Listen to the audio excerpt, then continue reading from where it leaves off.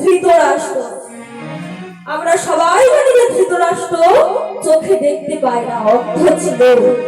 কিন্তু ওই যে গান্ধারী চোখের পটিটা বেঁধে রাখে, গান্ধারীর চোখ কি খারাপ ছিল না? ভালো ছিল তো? চোখে কুপি পড়েছিল, ওই জন্য বেঁধে রেখেছে। ও মায়েরা, গান্ধারী কি অন্ধ ছিল? ভালো ছিল তো চোখ? তাহলে গান্ধারীর চোখ ভালো ছিল, অথচ কেন সে চোখে পটি বাঁধলো না? অনেকেই আমরা জানি যে তার স্বামী অন্ধ বলে গান্ধারী প্রতিজ্ঞা করেছিল যে আমার স্বামী যেখানে জগতের আলো দেখতে পাবে না, তাহলে আমি জগতের আলো দেখব। কিন্তু না, গান্ধারী চোখে পটি কেন বেঁধেছিলেন জানে না? গান্ধারী যখন বিবাহ হয়েছিল, বিবাহের প্রথম দিন গান্ধারী মনে মনে প্রতিজ্ঞা করলো, যার মুখে ভাই হরি কথা নাই, তার মুখ পানে তুমি চেও না। যার কাছে গেলে হরি নামে হরি, তার কাছেও তুমি যেও না। তাহলে আমার পিতা এমন একজনের সঙ্গে আমার বিবাহ দিচ্ছে, এমন একজনের হাতে আমার হাত তুলে দিচ্ছে যে জীবনে কৃষ্ণ লাভ করে না, যে জীবনে কৃষ্ণকে ভালোবাসে না। কিন্তু আমি গান্ধারী ছোট থেকেই কৃষ্ণকে ভালোবাসি, তাহলে আমি এখন কি করব?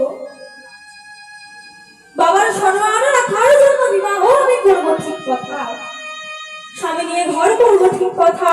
স্বামী নিয়ে সংসার করবো, ঠিক কথা।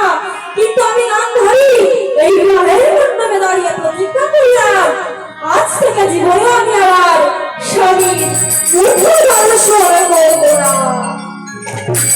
তো গান্ধারী আজ তার স্বামীর মুখ দর্শন করবে না বলে চোখে পটি বেঁধেছিল। কেন না? তার স্বামী কৃষ্ণ নাম করে না বলে। এখন আপনি যদি চোখে কিছু বেঁধে রাখেন, একটু পরে খুলবেন, দেখবেন আপনার সব ঝাপসা লাগছে, ভালো করে চোখে দেখতে পাবেন, অস্পষ্ট লাগবে। কিন্তু গান্ধারী তো অন্ধ ছিল না, গান্ধারীর ভালো চোখ ছিল, অথচ সে চোখে পটি বেঁধেছিল। কেন না? তার স্বামী কৃষ্ণ নাম করে না বলে। তাও আর একটা পটি নয়, 100টা পটি বেঁধেছিল গান্ধারী তার স্বামীর মুখ দেখবে না বলে। কিন্তু তার চোখ নষ্ট হয়নি, বরং দিনের পর দিন চোখের জ্যোতি আরো বেড়েছিল। কেন জানে? কারণ একটা পটিতে লেখা ছিল মধু কৃষ্ণ কৃষ্ণ রাম। একটা পটি নয়, 100টা পটি, তা আবার কৃষ্ণ কৃষ্ণ কৃষ্ণ লেখা। সেই পটি বেঁধেছিল গান্ধারী তার স্বামীর মুখ দেখবে না বলে। তাই আমরা কত ভক্তির কথা জানি, কিন্তু ওই মহাভারতেই ছিল আর এক ভক্ত। যদি আপনারা কেউ গীতায় ছবি দেখে থাকে, দেখবে যার রথের সারথি আমার ভগবান শ্রীকৃষ্ণ। যে ভক্তটা পিছনে বসে রয়েছে তার মাথায় ছাতা আছে, কিন্তু আমার ভগবানের মাথায় ছাতা নেই। কেন? সেই ভক্তটা তো আর যেমন তেমন ভক্ত নয় মা, তাই তার মাথায় ছাতা রেখেছিল। ওই ভক্তটা কে জানো? শুনে নাও আমার সেই ভক্তটাকে।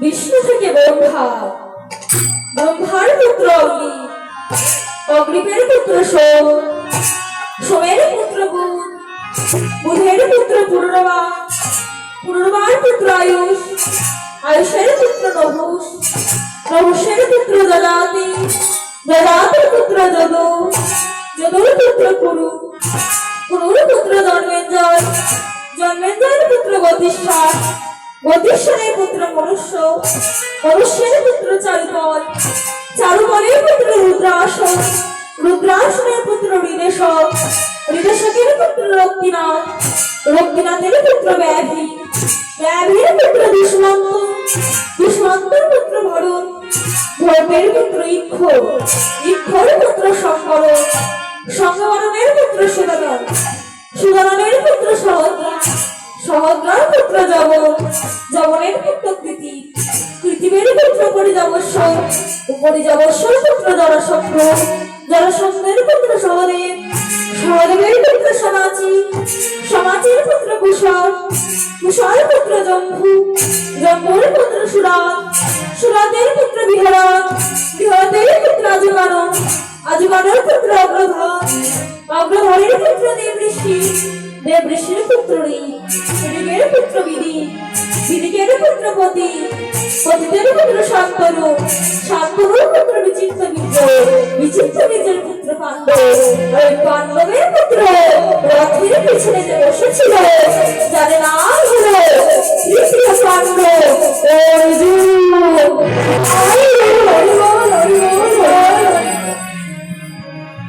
তাহলে কত বড় বংশের ছেলে, তাই তার মাথায় আজ ছাতা রেখেছে না। তাই আজ আমরা অনেক ভক্তের কথাই জানি, তাই আজ আমরা ভক্তের পদধূলা মাথায় নিয়ে আস্বাদন করবো এক ভক্তের কথা, যার নাম হলো ভক্ত বেদ বড়ুয়া। ভক্ত বেদ বড়ুয়া, ভক্ত বেদ বড়ুয়া, ভক্ত বেদ বড়ুয়া। ভক্ত বেদ বড়ুয়া, বেদ কথার অর্থ কি না যারা স্বীকার করে তাদের জীবিকা নির্বাহ করে তাদেরকে বলা হয় শিকারী অর্থাৎ বেদ। একটা ছোট্ট বালক কিভাবে 7 দিনের মধ্যে কৃষ্ণকে না দেখিয়েছিল তার পালিত পিতা মাতাকে, সেই কথাই আমরা আস্বাদন করব। ব্যাধের ঘরে জন্ম নিয়েও কিভাবে আমার ভগবানের চরণ আশ্রয় করেছিলেন, আজ আমরা সেই কথাই আস্বাদন করব। কিন্তু আপনি যদি মনে করেন যে আমি ব্রাহ্মণ, ভগবান শুধু আমার, না, এটা আপনার ভুল ধারণা। কারণ আপনি ব্রাহ্মণ বলে যে ভগবান শুধু আপনার এমন কোনো কথা নেই, যদি কিনা আপনার মনে ভগবানের প্রতি ভক্তি থাকে। কিন্তু ব্যাধের ঘরে জন্ম নিয়েও যদি তার মনে ভগবানের প্রতি ভক্তি থাকে, বিশ্বাস থাকে, তাহলে সে কিন্তু আমার ভগবানের দেখা